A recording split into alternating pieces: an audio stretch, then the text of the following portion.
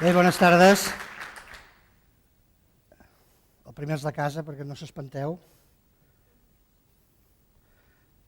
Bé, jo vaig néixer fa més de mig segle, que ja es diu aviat, en un barri de Tarragona, que és el barri del Serrallo. Soc fill, net, besnet i tataranet de pescadors, però a mi s'acaba la saga perquè em marejo com una sopa i no puc pujar a un vaixell a menys de 10 metres de distància. Per tant, vist això, m'he hagut de guanyar la vida d'una altra manera. Quan jo era petit, el meu barri, que tenia una imatge del Serrallo als anys 60, quan jo era petit, el barri per un nen era una meravella, perquè era molt millor que per aventures, és a dir, jugàvem amb l'aigua, amb les barques, amb els trens, amb el riu, teníem un material enorme per jugar, bàsicament perquè el joc els fem nosaltres, amb la qual vam desenvolupar una gran capacitat d'inventiva, de creativitat, perquè en aquella època no hi havia activitats extraescolars, ni se les podien pagar, les escoles eren horroroses, és a dir, jo tinc un record esplèndid d'aquell temps, perquè, com deia la cançó del Ramon Muntaner, escoles de mals mestres, és a dir, mestres nefastos, que no ens van inculcar res d'amor pel coneixement, així que ens vam haver d'espavilar. Afortunadament, però, teníem una cosa molt important, que a Tarragona ho tenim molt a prop i a vegades no en som prou conscients, que és el port. Aleshores, el nostre barri estava just al mig del port i vam entrar i sortir tots els vaixells, que en aquella època, curiosament, la majoria eren d'origen grec. Així com ara Grècia està de pobres, tenen molts problemes econòmics i socials, en aquella època la majoria de vaixells de la marina mercant del Mediterrani eren grecs, onasis i altres, no sé si se'n recordeu. Aleshores jo m'entretenia de petitet veient la popa dels vaixells que atracaven al nostre port i la majoria tenien noms grecs, Odiseus, el Pireu, Atenes, Patràs, Tessalònica. A mi allò em fascinava i aleshores, com que al col·le no hi havia biblioteca, el que feia era escapar-me a la biblioteca del carrer Gasòmetre, no sé si algú se'n recordarà, aquella biblioteca rònega, cutre, dirigida per un personatge que semblava sortit d'un conte de por de Dickens. Tot i així anava quasi cada tarda i m'escapava per trobar, localitzar aquests noms que jo llegia a les popes dels vaixells. Per exemple, Odiseus. Així vaig entrar a llegir l'Odissea, l'Ilíada, vaig contactar amb Alexandre el Gran i la meva imaginació de nen petit se n'anava cap als camins de la història. Quan jo, més gran, ja me van dir que els mestres, els professors de batxillerat van dir que aquest noi serveix per alguna coseta, pot anar a la universitat, i vaig poder anar a la universitat, li vaig dir a ma mare, mama, jo vull estudiar història. No podia ser d'altra manera perquè m'havia empapat durant anys d'història i d'històries. Bé, quan jo vaig dir això, les veïnes del barri, pobres, deien, no, si pobra Pupita, que té un fill que va a la universitat a estudiar història es morirà de gana. Veieu que no m'hi mor de gana. Per tant, la profecia no es va complir. Vaig estudiar història, m'encantava la història, i després de fer història em va agradar una cosa, me'n vaig passar a un altre camp. Vaig anar a la mili, i quan vaig tornar, allò que fer història me vaig apuntar al teatre. I durant molts anys, durant 5, 6, sembla que 7 anys, vaig dedicar-me a escriure guions per obres teatrals. Uns guions infectes, no cal que els coneixeu, però me va apassionar el món del teatre i me vaig aficionar a les arts escèniques i al teatre. Una vegada superat aquesta etapa del teatre, vaig entrar a fer coses de gestió cultural, me va apassionar aquest món, i finalment l'Ajuntament de Tarragona em va encarregar que dirigís la part de divulgació del Museu d'Història de Tarragona. I aleshores me vaig donar compte que les dues grans passions professionals de la meva vida s'havien juntat. El meu amor per la història i el meu amor per les arts escèniques, jo diria no tant per les arts escèniques, sinó com pels relats, per les narracions. Aleshores, en un moment de la meva vida, l'any 93, totes aquestes dues grans passions conflueixen en un, que és la passió per la narració, per escriure i per relatar històries. Per això he titulat la ponència Història amb històries. I aquí veieu una imatge d'un museu qualsevol.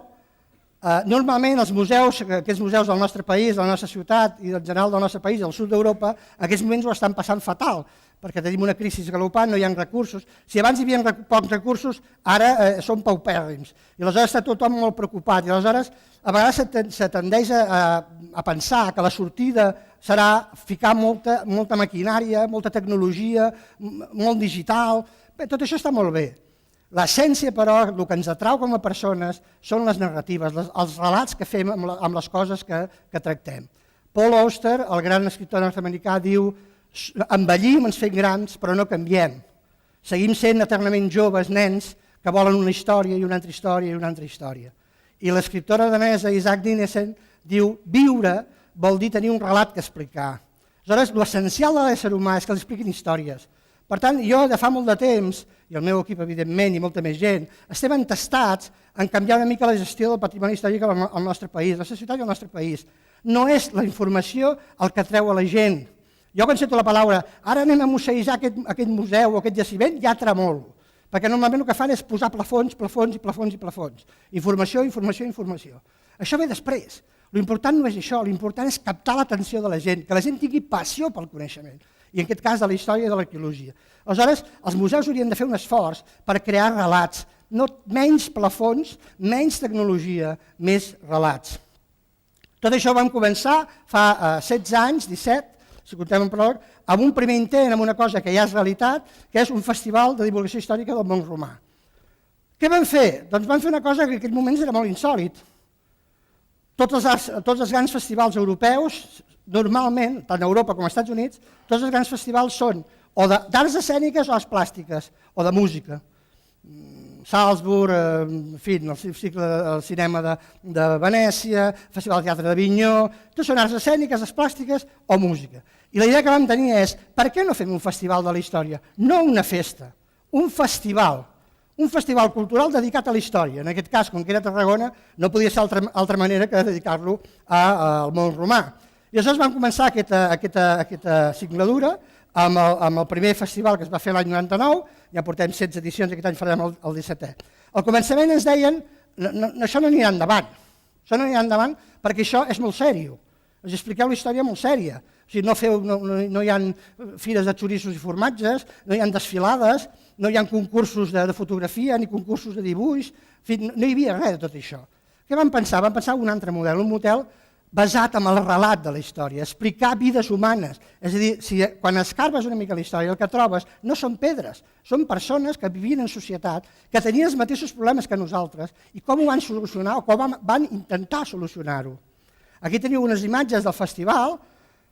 Sempre el festival passa on hi ha el patrimoni, està molt vinculat a la gestió del patrimoni, és a dir, la divulgació no té sentit si no va acompanyat d'investigació i de conservació del patrimoni. Jo crec que la divulgació ara és la gran aliada de la gestió del patrimoni. En aquests moments que no hi ha recursos, l'única pota de la gestió del patrimoni que encara pot tenir recursos és la divulgació. Mireu, la OIT preveu, els números de l'any 2013 són més de 1.100 milions de turistes mundials, 1.100 milions, i preveu que en la propera dècada arribarem als quasi els 2.000 milions de turistes anuals. Això què vol dir? Vol dir que tenim una gran oportunitat, perquè una gran majoria d'aquests turistes es mouen per criteris de patrimoni històric, i nosaltres som patrimoni mundial, per tant tenim un repte i tenim una oportunitat. Però com els atraurem? Els atraurem amb plafons? Els atraurem fent els lavabos millor? I els lavabos han d'estar nets, però no els atraurem millorant.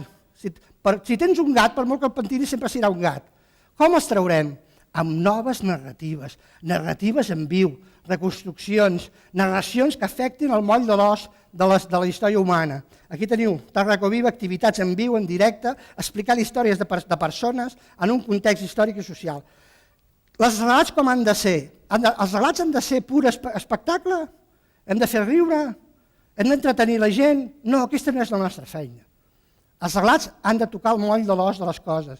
Els relats han de fer revelacions profundes, revelacions sobre la història que tinguin profunditat, que tinguin pes, no que siguin només per entretenir, sinó que facin reflexionar la gent, que sigui una eina de coneixement per la vida diària. Aquest és el tipus de relats que intentem fer. Aquest any passat hem celebrat el biminari de la mort d'August i hem dedicat tot el festival. August, que és un personatge tèrbol, té oscurs i clars oscurs, però té una cosa molt bona, va crear una gran civilització urbana, una gran civilització que és la civilització més exitosa de la història de la humanitat. Aquí teniu algunes imatges de l'any passat només que ho veguis. També fem activitats extraordinàries a l'estiu, història viva, veieu, fem els monuments. I per últim, el futur. Què proposem pel futur? Un centre permanent de divulgació de la història, un centre cultural dedicat exclusivament a divulgar el món urbà romà. Li diem Colònia Tarraco Viva, un lloc per explicar els grans relats de la història de Roma, per explicar que era una civilització urbana, per explicar que la ciutat dels vius s'entrava per la ciutat dels morts, per explicar rituals, per explicar espectacles, creences, mites, política, com vivien, què pensaven, com patien, com s'organitzaven personalment, familiarment, socialment, com s'organitzava a nivell polític, era importantíssim. Ciceró li diu a Àtic, el seu amic, vosaltres els grecs sou uns grans pensadors, sou uns grans filòsofs, sou uns grans artistes. Nosaltres els romans hem vingut al món per governar, per fer que les coses funcionin. Quina gran lliçó, quina gran lliçó. La política, el fòrum. Per final, una anècdota del món romà, que a mi m'agrada molt per aquests temps difícils que estem. Hi ha una llegenda a Roma que encara es coneix i que el lloc d'origen encara es conserva, que aquí el teniu, és al centre del fòrum, va haver, a l'època arcaica, es veu que s'ha d'obrir un forat i no sabien com tapar-lo. Era un forat enorme, com un pou enorme, i allò era molt perillós. I cada vegada s'anava fent més gran. Aleshores els romans van començar a tirar pedres, fustes, tot el que tenien per tapar el forat. Però aquest forat no es tapava.